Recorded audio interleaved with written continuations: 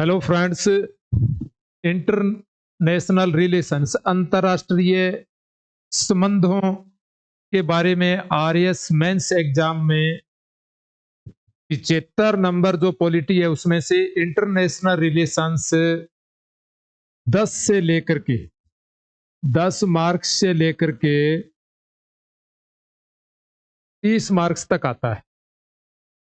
हालांकि 10 मार्क्स नहीं कह सकते हम, जैसे मैं आपको बताऊंगा आगे। बाकी फिलहाल मैं आज अपने कौन से टॉपिक पर चर्चा करेंगे वो बता देता हूं। शीत युद्धोत्तर दौर में उदीयमान विश्व व्यवस्था, संयुक्त राज्य अमेरिका का वर्चस्व एवं इसका प्रतिरोध, ये टॉपिक कर लें, क्योंकि आपके आरएस में यूपीएससी की तरह बहुत ज्यादा आपको डेप्थ में जाने की जरूरत नहीं है, सामान्य अध्ययन की जरूरत है जिसमें फैक्चुअल तैयारी जरूरी है।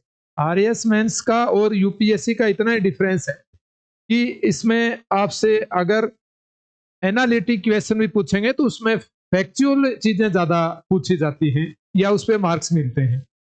तो हम ये जो शीत युद्धोत्तर का उदीयमान विश्व व्यवस्था नोट्स पढ़ते हैं बहुत सारे बच्चे, लेकिन वो 10 मार्क्स वाले तो गलत 100% ही कर देते हैं, बाकी 2 मार्क्स और 5 मार्क्स वाले भी गलत कर देते हैं। मैं नोट्स पढ़ रहा था बहुत सारी कोचिंग्स के, लेकिन उनमें वो समझ, अंडरस्टैंडिंग, एक ओवरव्यू, एक मल्टी डायमेंशनल अप्रोच जो है वो नहीं आती है। तो उसको कहता हूं मैं मेरे शब्दों में ड्रोन व्यू। जैसे आप किसी क्षेत्र का ड्रोन व्यू देखते हैं तो चीजें आपके सामने होती हैं, और वो चीजें नोट्स में वो चीजें आप कवर नहीं कर पाते और आप उन फैक्ट्स में उलझ के रह जाते हो और फिर क्वेश्चन का एनालिटिक आंसर आप नहीं लिख पाते हो। इसलिए मैं सबसे पहले बात करूंगा कि आप इन चीजों को किस प्रकार पढ़ें, समझें। इस वीडियोस में जो बातें बताऊंगा उससे आपको सारी चीजें पता लगे कि हाँ मुझे किस प्रकार मार्क्स लाने हैं। ये आंसर राइटिंग भी साथ साथ मैं आपको बताऊंगा। 10 मार्क्स से लेकर के 30 मार्क्स, हालांकि ये 10 मार्क्स नहीं है। 2023 के अंदर लेटेस्ट जो मेंस हुआ है पीछे काफी अलग हटके मेंस था, पैटर्न चेंज था, इसी वजह से ये हुआ। उसमें ये क्या हुआ मैं वो स्लाइड में बता देता हूं आपको। ये देखो, ये 2 मार्क्स का, ये भी अपने इंटरनेशनल रिलेशंस का भी मान सकते हैं, क्योंकि करंट अफेयर्स है। इंटरनेशनल जो करंट अफेयर्स है वो भी इसी में ही इंक्लूड है। अगर उसको अपने आईआर के अंदर लेना, इनको ये भी आईआर के अंदर माने अपने 2 मार्क्स, और ये भी आईआर में अपने माने, तो फिर ये वेटेज चला जाता है 20 मार्क्स के लगभग। तो अपने 20 से लेकर के 30 और 35 तक, और हो सकता है कि आरपीएससी पैटर्न चेंज करे, आपके 40-45 तक ले जाए अब की बार, क्योंकि आरपीएससी अपने हिसाब से वेटेज रख रही है क्वेश्चंस का, पेपर्स का। बाकी टोटल 75 मार्क्स का है। आपको पता है पॉलिटी, जिसको बोलते हैं PSIR, political science and international relations का, जिसमें करंट अफेयर्स है। तो करंट अफेयर्स में बताना चाहूंगा कि इसको आप अलग नहीं कर सकते आईआर से, क्योंकि इंटरनेशनल करंट अफेयर्स है वो इंटरनेशनल रिलेशंस और करंट अफेयर्स दोनों का ही भाग है। अब एक और बताता हूं आगे। ये जो पर्सन है ये 10 मार्क्स का, ये करंट अफेयर्स का भाग भी मान सकते हैं और आईआर का भी भाग मान सकते हैं, क्योंकि नागरिकता से संबंधित ये जो क्वेश्चन पूछा है बच्चे इस पर भटक के रह गए। ये कॉमन सेंस का था, जानकारी नहीं होने की वजह से बच्चे पढ़ के गए। आप सबकी क्या पढ़ के गए? सीएए पढ़ के गए, आपने सिटीजन अमेंडमेंट एक्ट 2019 पढ़ा, उसमें सिर्फ आपने यही पढ़ा कि इसके बारे में जानकारी। आपको इसकी कंसेप्चुअल तैयारी जरूरी है, उसकी इसकी पूरी कंसेप्ट है ना, वो क्लियर होनी बहुत जरूरी है। और कंसेप्ट आपने क्लियर नहीं की तो सबसे पहली अप्रोच आपको क्या अपनानी है? सबसे पहले तो आपकी कंसेप्ट क्लियर होनी चाहिए। दूसरी चीज होती है कि उससे संबंधित आपको क्वेश्चन इमेजिन करनी चाहिए। आपको खुद को पता होना चाहिए क्या पूछा जा सकता है। ये एम लक्ष्मीकांत के अंदर बहुत बढ़िया से दिया है। आप कोई भी किताब उठाओगे, आप वेबसाइट पर जाओगे, सीए के बारे में ये दिया है, और आप खुद भी लिख सकते थे भारतीय नागरिक किन आधारों पर रद्द। अगर किसी व्यक्ति की नागरिकता या कोई अधिकार उससे छीनेंगे तो किन आधारों पर होता है?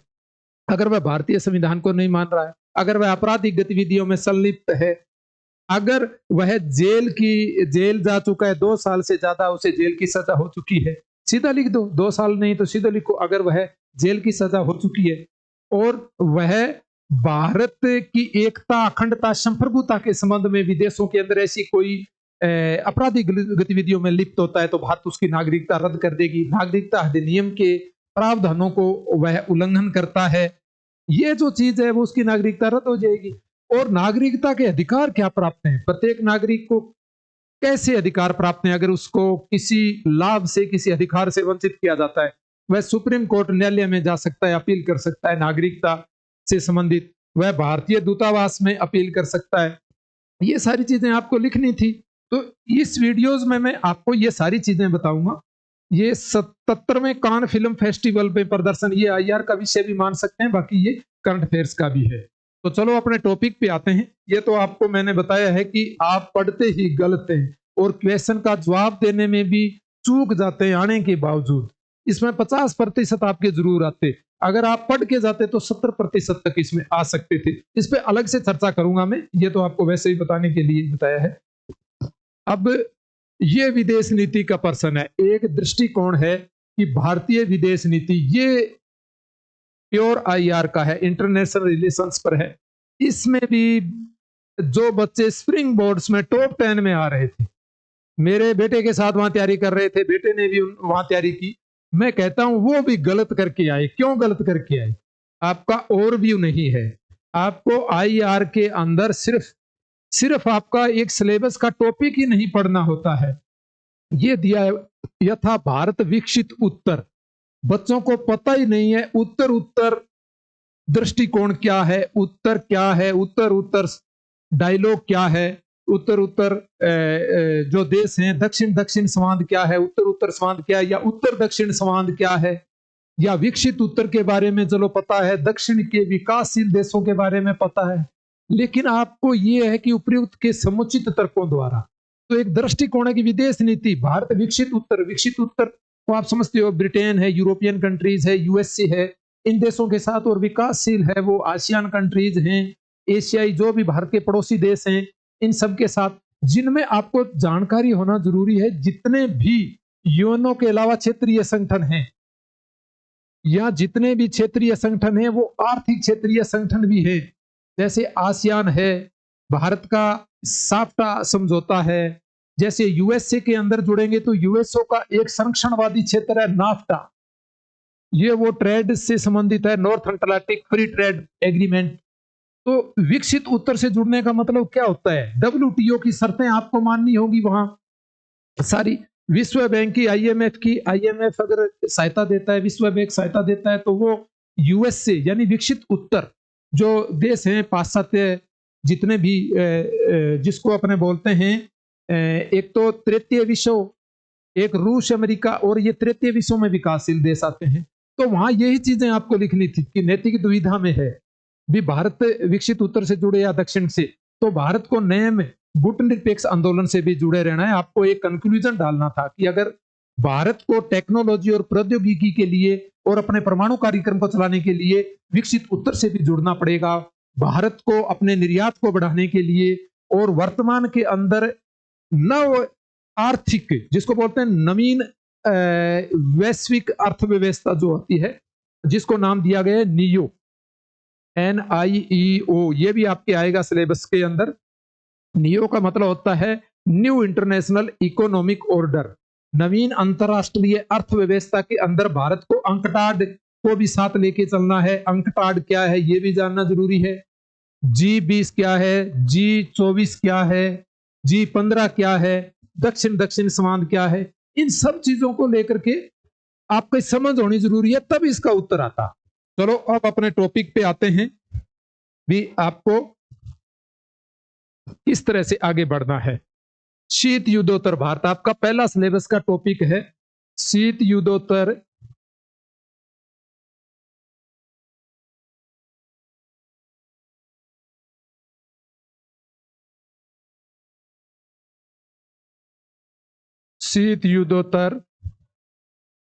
विश्व व्यवस्था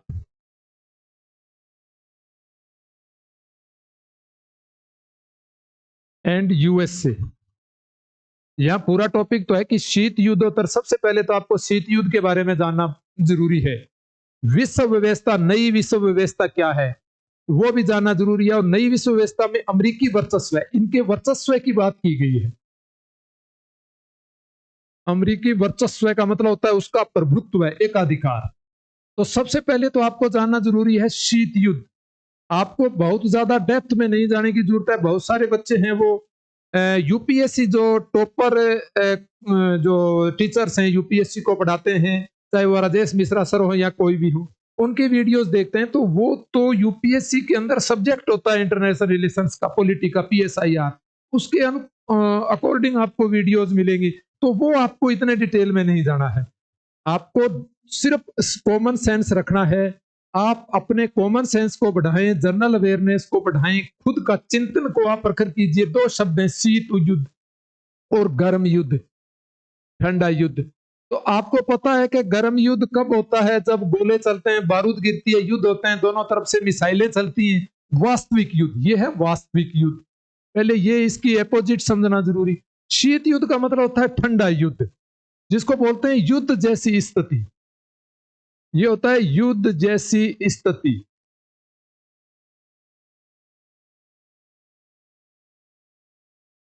ठीक है, इसका मतलब है भी युद्ध अपने खुद के लेवल पर आप चलें। अपने पड़ोसी के साथ अगर कोई झगड़ा होता है तो सबसे पहले मनोवैज्ञानिक तौर पे अपने कहते हैं यार इसको, अपने लोगों को पक्ष में करते हैं, आसपास एक सांस्कृतिक रूप से अपनी एक माहौल बनाते हैं, अपने विरुद्ध लोगों को, अपने विरुद्ध होते हैं उनको अपने पक्ष में करते हैं। तो वहां क्या होता है? ये मनोवैज्ञानिक स्तर पर लड़े जाने वाला युद्ध था, मनोवैज्ञानिक।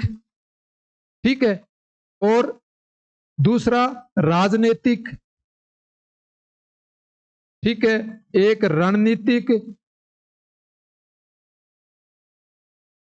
सामरिक।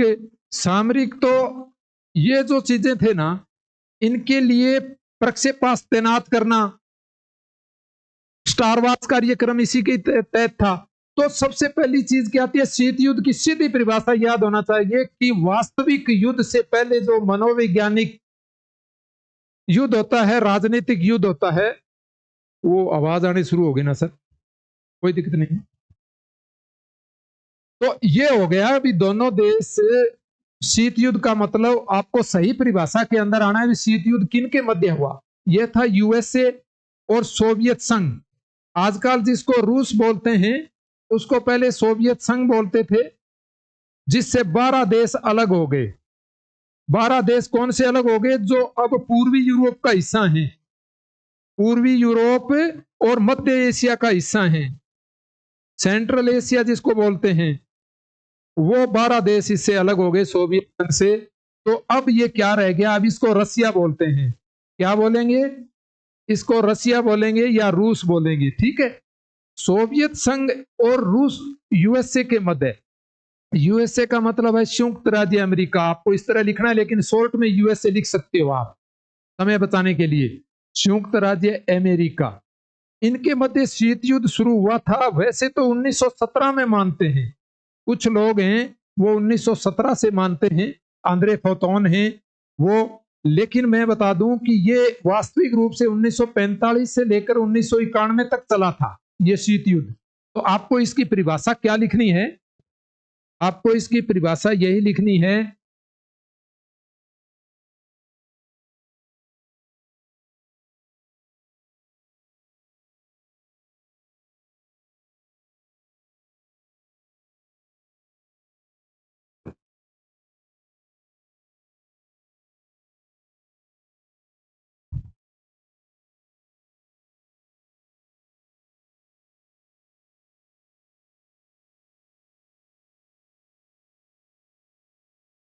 इसको एडिट कर लेंगे सर, हटा दो।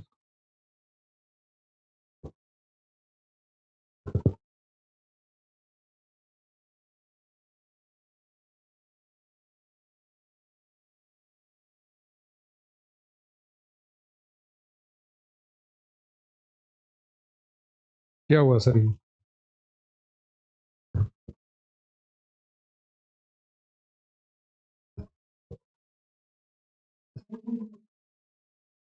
तो अच्छा,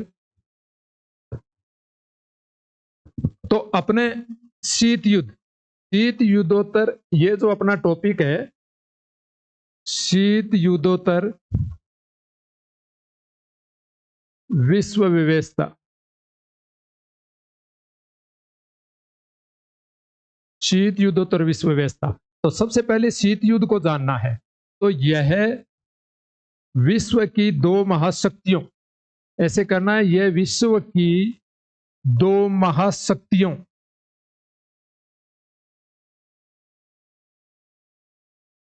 विश्व की दो महाशक्तियों संयुक्त राज्य अमेरिका, जिसको यूएसए बोलते हैं, वह सोवियत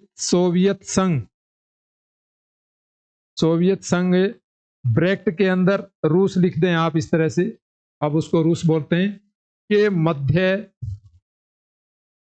1945 से 1991 तक चला एक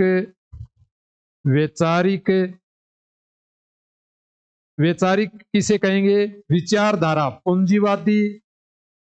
पूंजीवाद व साम्यवादी विचारधारा, साम्यवादी विचारधाराओं का संघर्ष, ये वैचारिक संघर्ष था। वैचारिक, राजनीतिक, मनोवैज्ञानिक,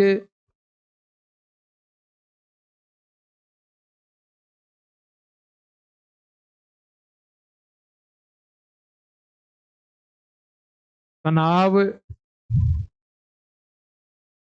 की स्थिति को ही शीत युद्ध कहते हैं।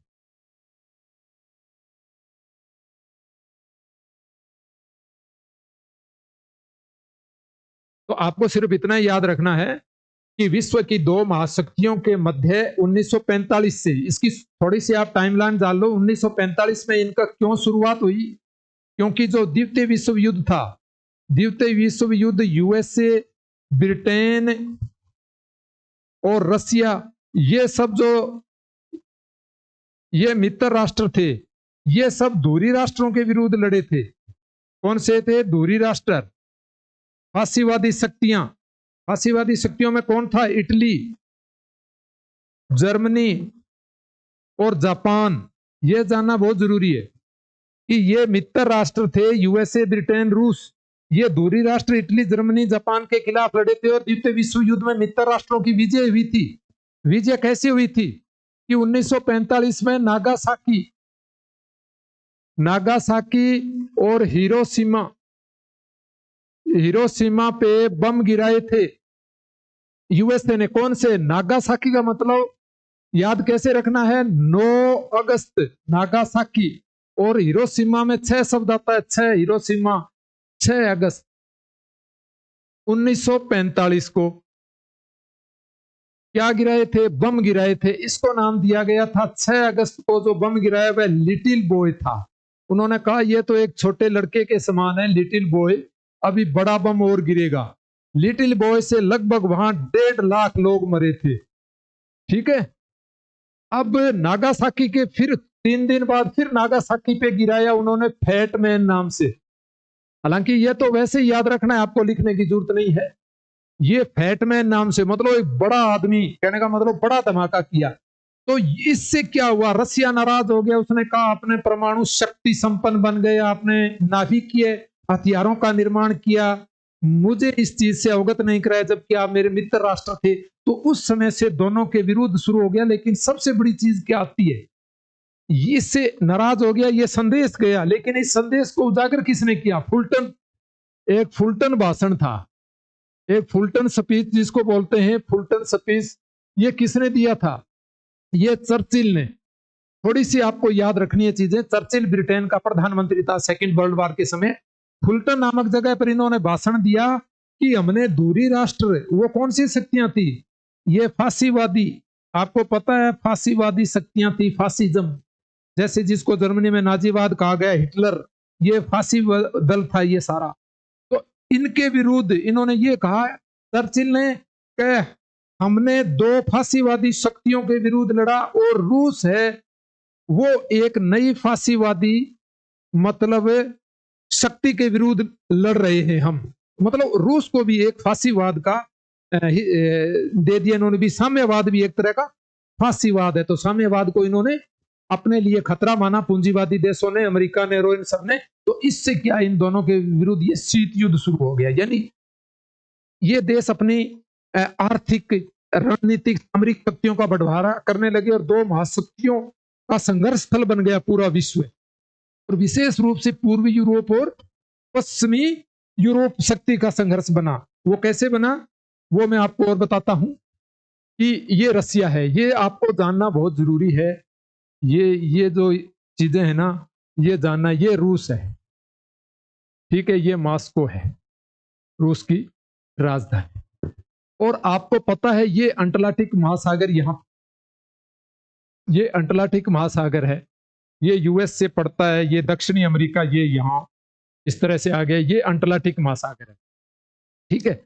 और ये पूरा यूरोप है, यहाँ ब्रिटेन, ये यहाँ ब्रिटेन पड़ता है, ये ग्रीनलैंड आ गया, ठीक है।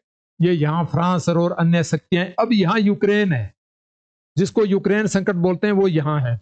ये यहाँ अफ्रीका आ गया, ठीक है। और यहाँ एशिया के अंदर यहाँ चीन आ गया, और यहाँ आपको पता है यहाँ फिर भारत आ जाता है।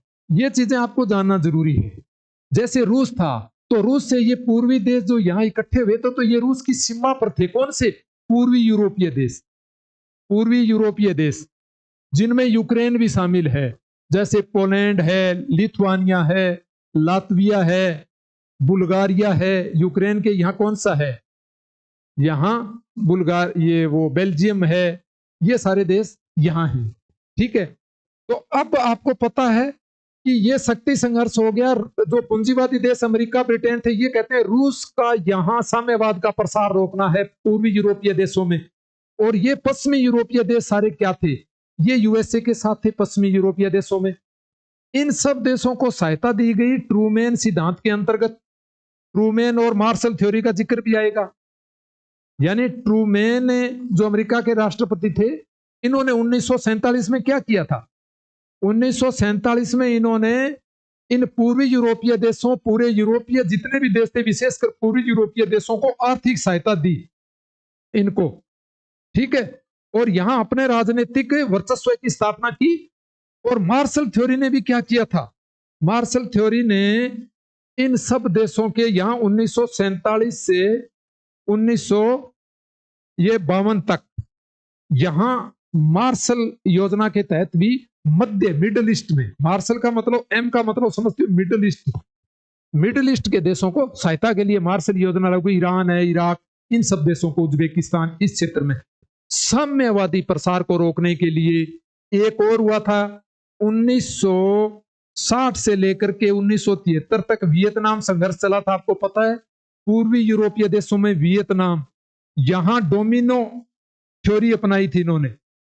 डोमिनो डॉक्ट्रिन या डोमिनो इफेक्ट जिसको बोलते हैं, कि यानी अगर एक देश पूर्वी यूरोप में साम्यवाद के प्रसार में आ गया तो अन्य देश भी साम्यवादी हो जाएंगे। इसको डोमिनो इफेक्ट बोलते हैं।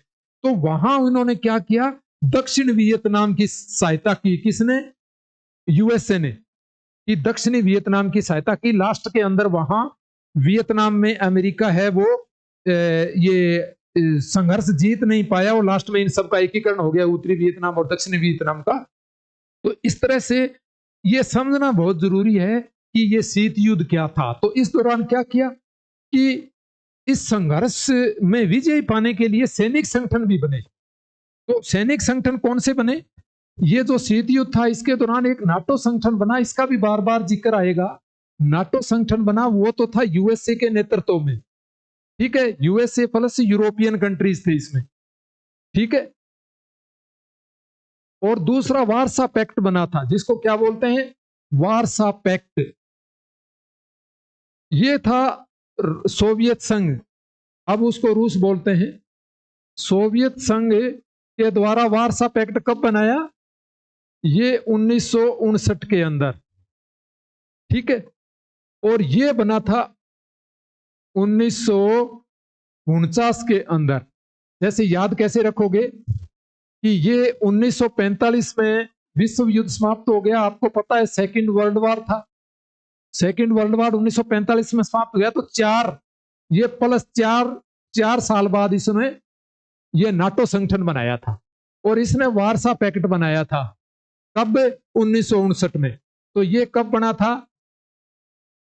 ये 1949, ये 6 साल बाद, ये 6 इसने चौका लगाया।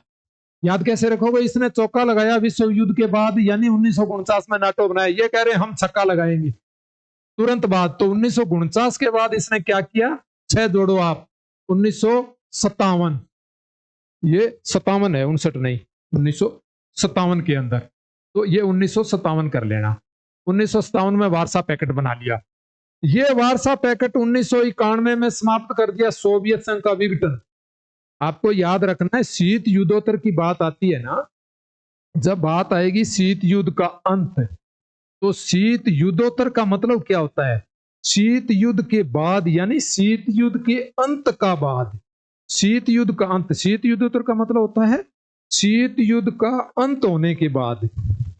अब इसका अंत कैसे हुआ ये नहीं पूछा जाएगा आपसे, शीत युद्ध का अंत कैसे हुआ, क्यों चालू हुआ, लेकिन आपको अंतरराष्ट्रीय संबंधों के लिए ये जानना बहुत जरूरी है बेटे। ये बेसिक चीजें हैं। अंत होने के बाद, अंत कब हुआ? 1991 में। आप कहोगे कैसे? थोड़ी सी बात जान ले। सोवियत संघ का विघटन हो गया। सोवियत संघ का क्या हुआ? विघटन हो गया। किसका? जो अब जिसको रूस बोलते हैं, ये सोवियत संघ बिखर गया और रूस रह गया एक रूस देश के रूप में, बाकी देश इससे अलग हो गए। जो भी पोलैंड थे, ये जो जितने भी युगोस्लाविया तक, ये उज्बेकिस्तान, कजाकिस्तान, ये सब सारे देश। अब आप ये बताइए कि 1991 में शीत युद्ध का अंत हो गया, इसके साथ ही वारसा पैक्ट का अंत हो गया। इसने क्या कर दिया? वारसा पैक्ट। ये क्या था? सैनिक संगठन था। और ये नाटो क्या था, जिसकी अब भी चर्चा सुनते हैं? इसका नाम नाटो। इसका फुल फॉर्म क्या है? ये है नॉर्थ का मतलब होता है उत्तर, Atlantic treaty organization, treaty organization, ठीक है। North Atlantic Treaty Organization. North का मतलब होता है उत्तरी अटलांटिक, अटलांटिक महासागर। ट्रीटी का मतलब होता है समझौता, संगठन। ये अटलांटिक के आसपास थे सारे देश। आपको पता है ये जो विश्व है, ये यूएस, ये ये दक्षिणी अमेरिका है, और ये बीच में अटलांटिक पड़ता है। आप सबको पता है, यहाँ ब्रिटेन है, ये यूरोप आ जाता है, तो ये अटलांटिक है। तो यहाँ के जो पश्चिमी यूरोपीय देश थे सारे, पूर्वी यूरोप तो किसके पास थे? रूस के पास पड़ते थे सीमा। लेकिन पश्चिमी यूरोपीय देशों, ब्रिटेन है, फ्रांस है, जर्मनी है, इटली है, ये सारे देश थे ना, इनके साथ मिलकर इन्होंने क्या बनाया? नाटो बनाया, जिसको लग्जमबर्ग पहले बोलते थे, ठीक है। बेल्जियम है, लग्जमबर्ग है, ये सारे देश। तो शुरू में 12 देश थे। शुरू में ये कितने देश थे? 12। अब कितने इसमें? 32। नाटो के अंदर है 32 देश। 32 देश का मतलब है भी नाटो है, वो कह रहा है कि हमारा ऐसा संगठन है, हम 32 ही तोड़ देंगे सब। ऐसे ही याद रखना है। अब 32 इसके देश हो गए, तो ये कह रहे हैं कि अगर रूस ने हिम्मत की महाशक्ति बनने की, या नाटो के जितने भी देश हैं उनकी सुरक्षा को अगर किसी कीमत पर नुकसान पहुंचाया, उनको असुरक्षित किया, उनके विरुद्ध जंग छेड़ी, तो नाटो के जितने भी देश हैं 32 देश, वो रूस की 32 ही तोड़ देंगे। इस तरह से याद रख लेना। 32वां देश कौन है? स्वीडन। और 31वां कौन सा है? फिनलैंड। ये आपको याद रख लेना है, क्योंकि ये कई बार पूछ लिया जाता है। बाकी आपके 10 मेंस एग्जाम के लेवल की ये चीजें नहीं है। स्वीडन, इतना याद रखना है, 32 देश हैं। आप लिख दोगे तो आपका थोड़ा मार्क्स में बढ़ोतरी हो सकती है। नाटो पूछा जा सकता है। नाटो का सबसे पहले लिखो, NATO North Atlantic Treaty Organization, उत्तरी अटलांटिक समझौता संगठन। भी उत्तरी अटलांटिक के आसपास सारे देश थे ना, उनका ये समझौता था। और ये सैनिक संगठन था। आपको क्या लिखना है? ये सैनिक संगठन था। किसका? अमेरिका के नेतृत्व में। और शीत युद्ध के अंदर इसकी सबसे मुख्य भूमिका रही थी। ठीक है, ये इसलिए बना था कि इसके संगठित देशों पर अगर रूस वहां साम्यवादी सरकार की स्थापना करना चाहेगा, या वहां अतिक्रमण करना चाहेगा, या युद्ध उन पर आक्रमण करेगा, तो फिर ये नाटो के सारे संगठित देश इकट्ठे होकर उस पर आक्रमण कर देंगे। ठीक है, आपको पता है इराक जो खाड़ी युद्ध हुआ, यूक्रेन जो संकट, जो बाद में अमेरिका के द्वारा जितने भी मिडिल ईस्ट के अंदर युद्ध ग्रस्त रहे हैं जिन देशों के साथ, तो वहां नाटो के देशों की सेनाएं भेजी गई है। इन देशों की हर देश अपनी सेना भेजता है नाटो के अंदर, ये सैनिक संगठन है। और गुट निरपेक्ष सम्मेलन जो 1961 में गुट निरपेक्ष जो संगठन बना, वो क्यों बना 1961 में? इन गुटीय संगठनों से दूर रहने के लिए। ठीक है, ताकि वो विकासशील देश अपना स्वतंत्र विकास कर सकें। आप कहेंगे सर भारत इसमें क्यों नहीं मिला? भारत इसलिए नहीं मिला कि ये दो महाशक्तियों का संघर्ष था शीत युद्ध में, और जो देश इन महाशक्तियों के संघर्ष में उलझे उनका आर्थिक विकास नहीं हुआ। इन पश्चिमी देशों ने, अमेरिका और रशिया, इनने इनका शोषण किया, और यहाँ इनके राजनीतिक वर्चस्व रहा, इन सबका पास सांस्कृतिक, राजनीतिक, आर्थिक वर्चस्व है। और आज भी नव उपनिवेशवाद के रूप में, और अंततः जिसको बोलते हैं ना भी साम्राज्यवाद, आर्थिक साम्राज्यवाद के रूप में, आज भी यूएसए का और सोवियत संघ का यूरोपियन कंट्रीज पर अपने जितने भी इनके साथ जो इनके उपग्रह देश हैं, पिछलग्गू जिनके सैटेलाइट कंट्रीज इनको बोलते हैं, ये सब शोषण का शिकार हैं। आज पाकिस्तान की ये स्थिति क्यों है? क्यों? क्योंकि पाकिस्तान ये सीटों का सदस्य रहा, सेंटो का सदस्य रहा, और ये नाटो का सदस्य तो नहीं है, लेकिन ये अमेरिका प्रस्त रहा है।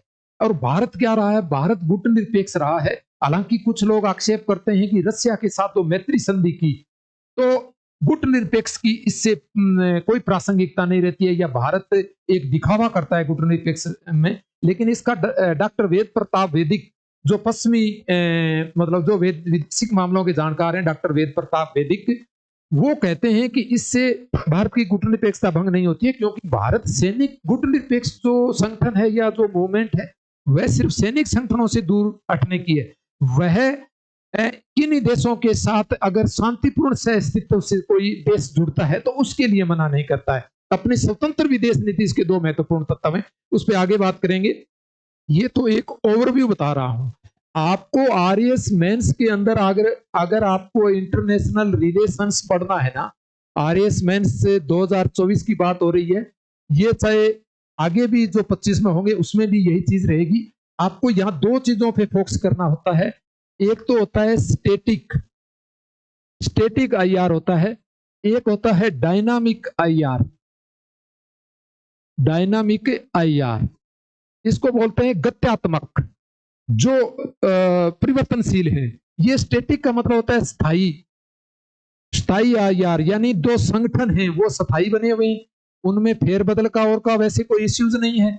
ठीक है, और ये है डायनामिक का मतलब होता है गत्यात्मक इश्यू, गत्यात्मकता से संबंधित इश्यू, यानी जितने भी अंतरराष्ट्रीय संबंध हैं, जैसे यूक्रेन संकट है, इजराइल हमास संघर्ष है, और जो शीत युद्ध के बाद के अंदर जो विश्व व्यवस्था है, नई विश्व व्यवस्था है, नई अंतरराष्ट्रीय व्यवस्था है, ये सारे डायनामिक इश्यूज है। और यहां से 10 मार्क्स का प्रश्न आता है, कभी कभी यहां से भी आता है 5 से लेकर 10 तक का। जैसे यहां पीछे पूछा गया था 2 मार्क्स में, 5 मार्क्स में अंतरराष्ट्रीय मुद्रा कोष के बारे में पूछा है, विश्व बैंक के बारे में पूछेंगे, अंतरराष्ट्रीय मुद्रा बैंक के बारे में पूछा था कि अंतरराष्ट्रीय मुद्रा कोष के क्या कार्य हैं। कई बार ऐसा भी पूछ लिया जाता है कि आईएमएफ की क्या प्रासंगिकता है। प्रासंगिकता का मतलब होता है उसके वर्तमान के अंदर वह सार्थक है क्या संस्था, वह उपयोगी है क्या। प्रासंगिकता का मतलब वर्तमान में भी उपयोगी है क्या। जैसे गांधी जी के बारे में पूछ लिया जाता है, गांधी जी की प्रासंगिकता, यानी गांधी जी के जो सिद्धांत थे क्या वो आज भी लोगों को प्रेरित करते हैं, या आज भी उनकी प्रासंगिक सार्थक है क्या, वो सत्य है क्या। तो शाश्वत सत्य तो हमेशा सत्य रहेंगे, और जो चीज शाश्वत नहीं है उसकी कोई प्रासंगिकता नहीं है। तो ये चीज अंतरराष्ट्रीय संगठनों के अंदर नैतिकता जैसी कोई चीज नहीं होती है। दो चीजें, एक तो यथार्थवाद, ये थोड़ा सा आप जान लें, और एक होता है आदर्शवाद। ठीक है, तो यथार्थवाद मोर्गेंथ्यू का था। मोर्गेंथ्यू ने कहा विश्व पटल पर जो शक्ति संघर्ष है वही हमेशा एक वास्तविक यथार्थ है। प्रत्येक देश शक्ति संघर्ष के लिए लड़ता है और ये शक्ति संघर्ष कभी समाप्त होने वाला नहीं है। इसलिए यूएनओ वगैरह की भूमिका है वो बहुत ही कम है। ये सिर्फ यूएनओ अमेरिका का एक जिसको बोलते हैं अमेरिका जिसके पर वर्चस्व है, यूएनओ पर भी अमेरिका का वर्चस्व है, डब्ल्यूटीओ पर भी, क्योंकि आप सब जानते हैं विश्व बैंक है और आईएमएफ है। विश्व बैंक और आईएमएफ, G20, यूएनओ, ठीक है, और डब्ल्यूटीओ, ये जितने संगठन हैं इन पर अमेरिका का वर्चस्व है। ये आर्थिक वर्चस्व के अंदर आते हैं और नाटो आता है इनके सैनिक वर्चस्व पर आते हैं। इन सब चीजों पे मैं बात करूंगा। 10-15 मिनट में कवर कर दें। ये कितने मिनट का हो गया सर? एडिट करने हैं थोड़ा, अगर कोई दिक्कत आएगी। 35 मिनट। तो हाँ, इसको मैं कंक्लूज करता हूं कि अब अगले वीडियो में हम जानेंगे कि ये जो जितने भी विश्व बैंक, ये जितने भी संगठन हैं, ये आर्थिक वर्चस्व अमेरिका का किस तरह है।